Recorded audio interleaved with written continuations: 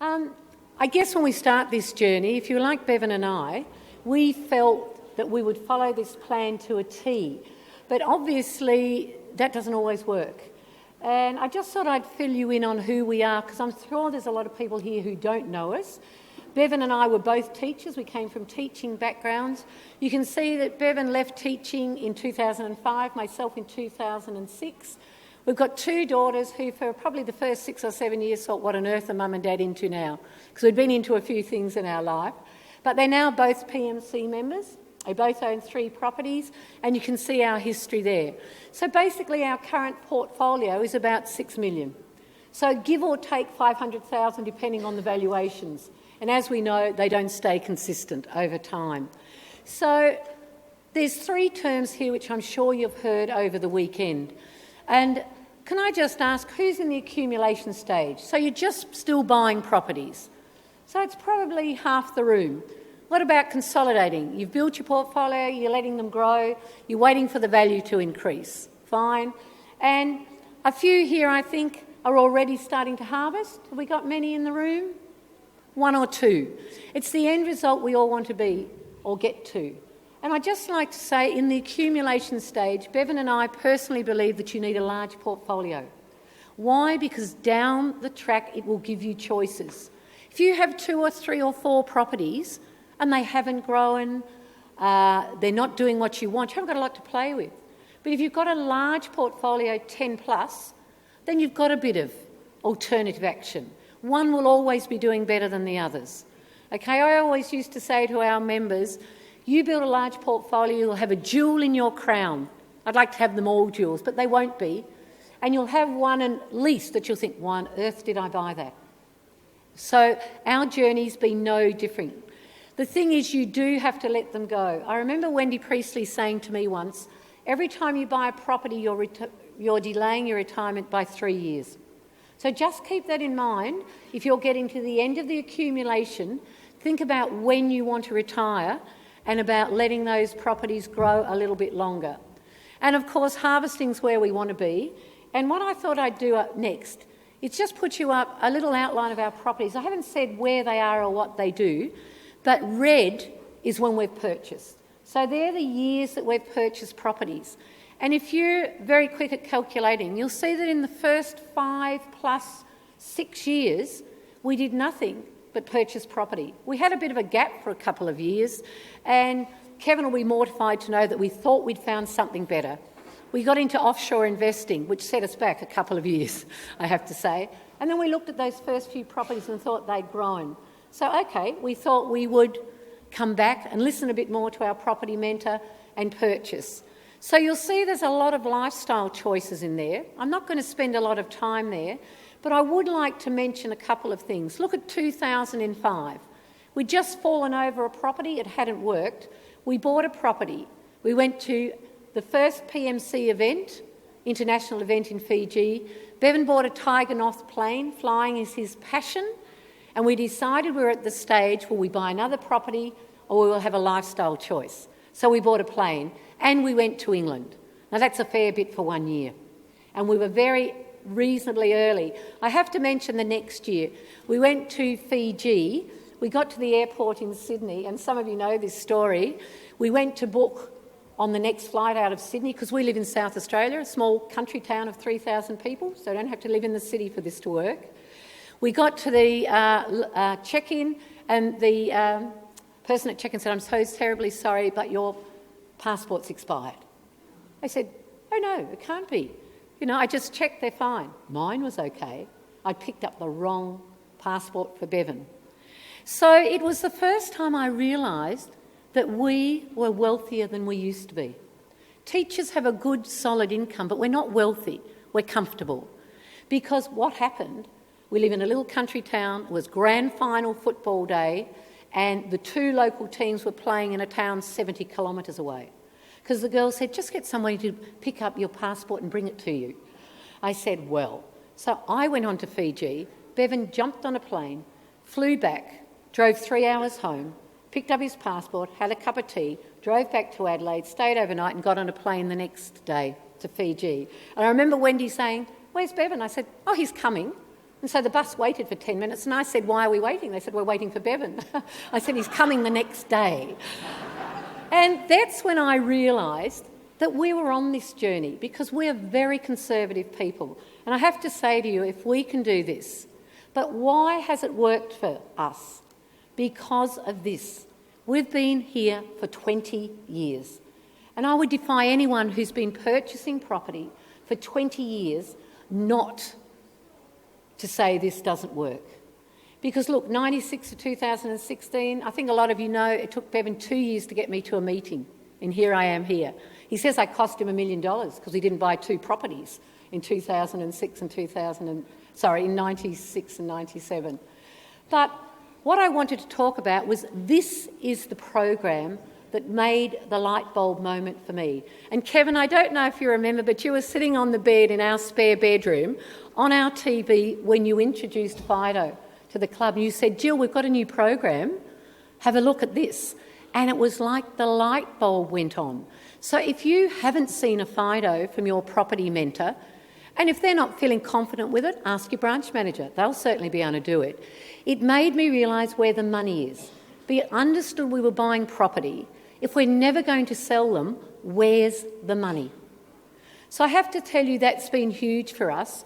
And you've heard a lot today from Phil Burns, Wendy, Carol Warboys, that you grow your property and you started borrowing 95% like we did, okay? And I have to tell you we've got members that have bought in the last 2 months with 95% lens, so don't let somebody tell you they're not there. They still are. They're more difficult, but they're still there. But if you buy at 95, 90%, it's a long way to get it down to 30 to 40%. Have we ever been down at 30, 40%? No. I'll come back to that, okay? So one of our philosophies have been accessing equity when we can. So we started with a line of credit on our home like all of you probably have, unless you don't have a home and you had to pay cash. So we bought 4 properties out of our home. Our home at the time was valued at $250,000. We set up a line of credit for $100,000. We bought 4 properties out of that at 90% lens, okay? And remember, we had that gap in between. And then we went back to our first investment property because we'd had some growth. Now, put up your hand if you've built your portfolio or the portfolio you're starting to build in the last 5 years. And I bet you're sitting there, hands down, thinking, we haven't had growth. And that will happen. You have to remember, in 20 years, we've been there. We've had some lovely growth. We've had no growth. We've had some properties go backwards. So that's going to happen. But the key is to access the finance when it's available. So we went back into our first property, which we bought in 1998 for $150,000 at Clayfield. If you know Clayfield, it's north of the city, 5k on the airport side. Beautiful property. We've still got that property, interest only. The other thing that turned our life around was about upstamping our properties and learning about retention centres. Now, upstamping is when you go back into a property, it's had a little bit of growth, and you take that money out. Now, I learnt that by sitting and talking to a previous branch manager, Garth Davis, when I went to a conference over in Perth. And I cannot stress enough how important it is to go to different functions. So we learnt about retention centres. Retention centres is where you go when your current financier won't give you any money. You need to have done your homework, so you ring the retention centre and you say, I would like more property, I'd like more money from my property, I'd like to lower my interest rates. They say no. You say, put me through to the retention centre. I only did this 6 months ago, okay? And they will say, are you looking to pay out your loan? Because I say, I want a payout figure. Or are you looking to refinance? I said, I'm refinancing. I'm going to another lender that's going to give me a better deal. And in every case I've rung, they've either matched the deal or I've shifted, okay? I remember Bank West, they were willing to drop the loan by 0.7% when I asked. Put up your hand if you've got a loan with Challenger or Perpetual Trustees. I think maybe it's very much a South Australian thing. Yep, they don't have a retention centre, so they referred me to a broker who deals with their members who aren't happy to stay with there. And she got me 0.2 of a discount, and this is last December. She's not even my broker. But because I persisted, I didn't accept no. Now, in this was a window of opportunity. It was only there for 3 months, that you could up-stamp your properties by a phone call. No paperwork. Wouldn't you love that? 25,000 a time they would do. And I don't know if Helen's in the room, but Helen's from Sydney, and she rang me and she said, and I met her through PMC, she said, somebody said you know about how to get money out of your properties. And explained what to do. So she said, okay. She said, I want more than 25,000. I said, of course you do. I said, but I'm thinking you're with more than one bank. Oh, she said, yes, I am. She rings me back half an hour later. She said, I've just hung up on the bank. I said, why? She said, because they asked me what I wanted the money for. And I didn't know, so I hung up. And because we all know they won't give you money for lifestyle. And I said, what about a new car? What about a holiday? What about a new roof? She said, I don't want any of those. I said, I didn't say you wanted them, might you? Oh, yes, she said. Anyway, she rang me and she got 100,000, 25,000 out of each bank. You can't do that today. All I'm saying is you need to take advantage of the opportunities when they're there. Now, this was amazing. There was a lady, Sue Bettison, very involved with the club. We had her come to South Australia and speak, and she taught me about offset accounts. I'd never understood offset accounts, but this is my opinion, remember, if you had a lump of money, I would never put it into my line of credit. I would put it in an offset account against a loan. I pay less interest because the bank will always consider the limit of your line of credit borrowed when they're assessing you. And yet they think you look pretty good if you've got a lump sum of money in an offset account. Plus, at our stage, that's our money. I cannot go into my line of credit for my properties because I want it for personal spending. But if I've got my money in an offset account, I can spend it at will. And yet it still reduces the interest on my loan. Fixing versus variable. We're very reliant on Kevin for some information there. I'd have to tell you, we've fixed 2 or 3 times and most times we've lost. If you ask most branch managers that they've stayed variable. Do you know you can partially fix a loan? If you've got a loan for 300,000, you can only fix 290 of it if you want to. Why would I do that? Because often most lenders, if you do a 3 or 5 year fix, when you come out of the fix, they'll change you back to P&I. If you keep part of it variable, they'll keep the loan as variable. That's huge for us who want interest-only loans. Extension of your interest-only loans. Most of you know 5 years now, and then you've got to do a lot of negotiating. It's about talking to the club broker because we have just refinanced 6 of our properties and we've got 10-year interest only. Do you think that's good for us? I'm 68, Bevan's 71. He'll be 99 when the loans expire. Okay, and we don't have to go back for 10 years to renegotiate our interest-only period because probably then we won't have our serviceability to get that. So that's really important. I could talk more about that, but it's also about refinancing. When you can, go to another lender. I'm just going to bring up some facts here. This is fact. It's not a projection. Your properties will increase with value if you give them enough time, and they will become cash flow positive. Are all ours cash flow positive? No. Okay? Rents do increase and they do go down. So when they're increasing, your serviceability is better. That's the time to go to the bank. When interest rates are down, that's the time to do some refinancing. So your LVR will increase over time. If you remember with the FIDO, we said we want to get it down to 30 to 40%. Bevan and I, the lowest we've got ours is 65%. Then what did we do? We up-stamped or refinanced and took them all back up to 80%, which left us with large amounts of money in our offset account, which allowed us to reduce the interest we pay. Do you know that eventually you won't be able to borrow 90% or more? It'll be under 80%. And when we've gone back to revisit our loans, we've never gone over 80% because we didn't want to go back into LMI territory. I just mentioned these points, so I won't go over them again. But you do need to harvest at the top of the market. So when your property's good, so when Darwin was in a boom, we went into Darwin twice in a year and got money out of our properties. Could we do that at the time with our Melbourne property? No, it was doing nothing. So that's why it's so important to buy in different states. Do you know 90% of people lose when they fix?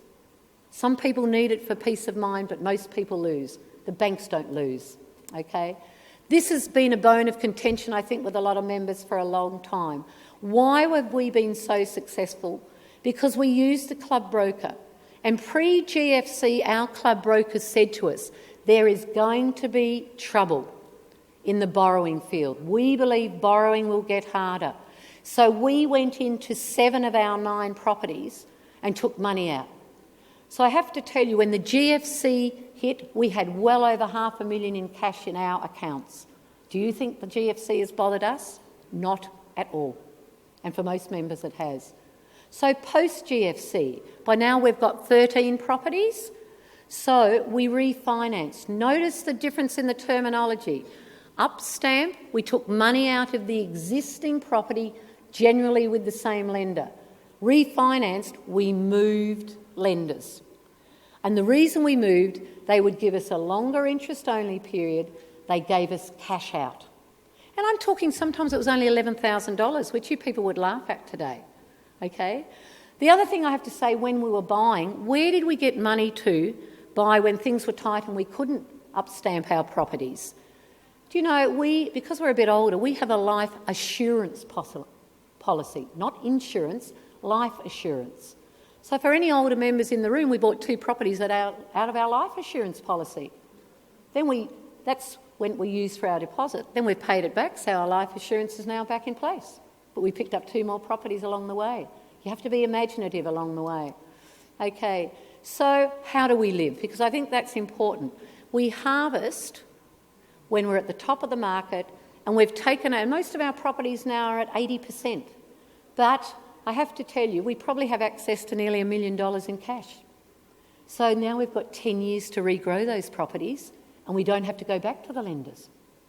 Okay? So we see ourselves as quite secure.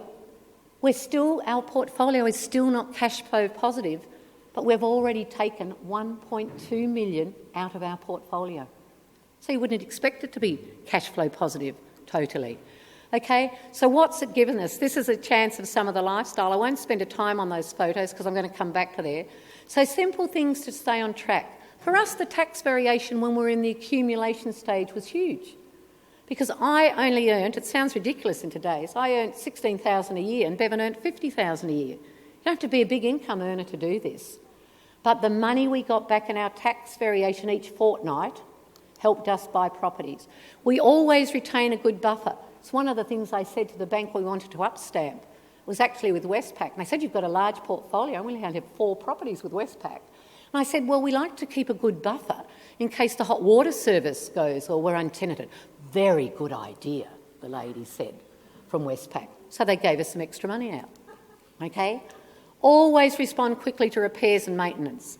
Now, Wendy is very hot on this, and we've learnt from here because it's not an area we were good at, and we've heard a lot of that over the weekend. Sometimes if you're buying a property, think about what tenant you want. In a CBD 1-bed, as we love, professional couple, no kids. We've got house and land in Darwin. What sort of tenants? Family. We all love kids, but they're awfully hard wear and tear on your property. So sometimes think about your tenant about what you want to buy. I can't recommend enough a club broker. It's our club broker, and we've used several over the years that's kept us viable. Join the PMC as soon as possible. I remember we'd been in the PMC. Do you know, Wendy, I don't know if you'd remember this, there were 236 members in the PMC when we got our shirts. Were we excited? And today, our 5,000th member. We have learnt so much from the PMC. The other thing is, if we had our time again, would we do things differently? A few. We would have started sooner. Remember, it took Bevan 2 years to get me to a meeting, and we had 2 years out doing something else. So we've lost 4 years.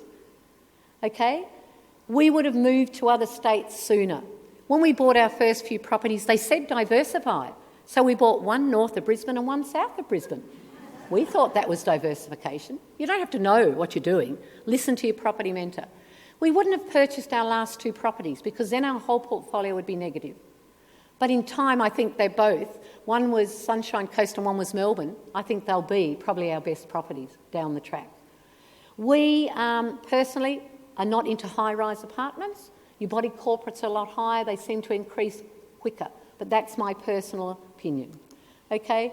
So how do we finance our lifestyle today? How do we live? Everybody always wants to know that. Nobody tells you. Okay? We take 1/3 from our super. And I need to tell you, it hasn't been a smooth journey for us. In 2010, our accountant embezzled our super and we lost $500,000.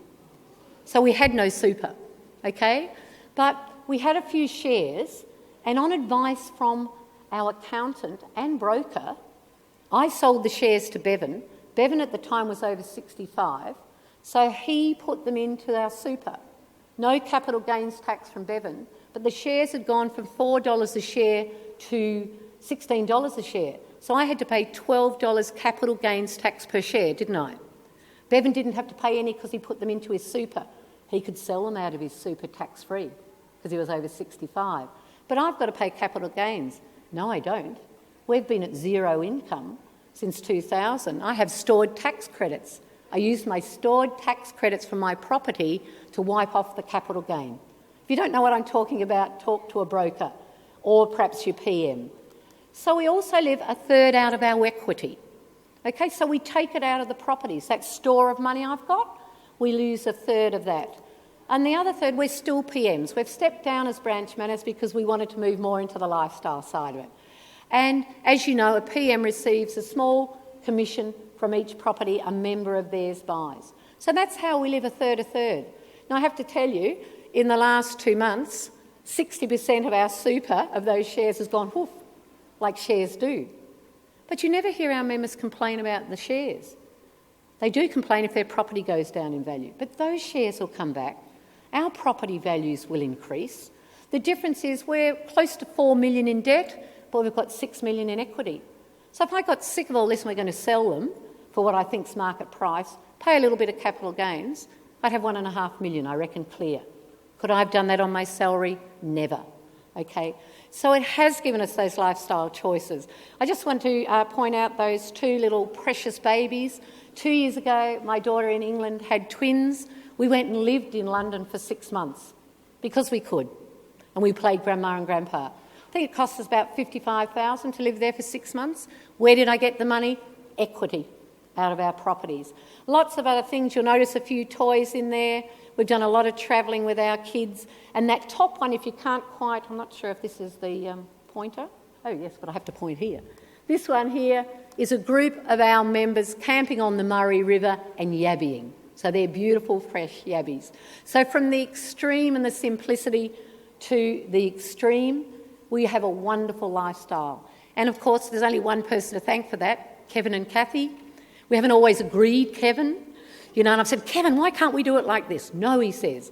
But I have to say we would not be where we are today and we would not have the financial choices. So hang in there. I know it doesn't always go smoothly, but good luck and come and see me in 20 years' time and tell me this doesn't work. Thank you.